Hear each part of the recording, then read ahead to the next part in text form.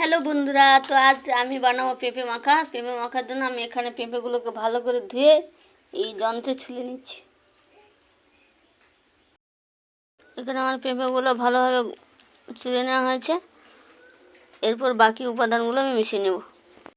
এখানে আমি অল্প তেঁতুল এনে তেঁতুলের কাঠটা একটু বের করে নিয়েছি। এবার এটাকে পেঁপের সঙ্গে মিশিয়ে নেব।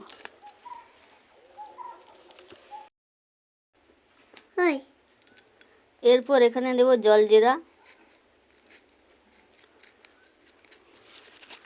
এই জলজিরাটা দিয়েছি, আর লবণ দেবো না এখানে। এরপর আমার কাছে এই লঙ্কার আচারটা ছিল, এটা দিয়ে দেবো।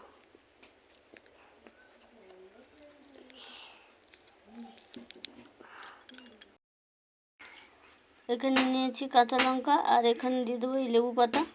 দিয়ে সবগুলো ভালো করে মাখিয়ে নেব। এবার দেবো জিরা গুঁড়ো। হ্যাঁ, জিরা গুঁড়ো দাও।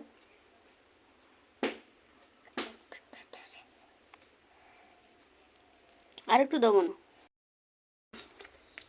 তো লবণটা কম ছিল, একটু দিয়ে দিলাম। পেঁপে মাখা কমপ্লিট। টাটা।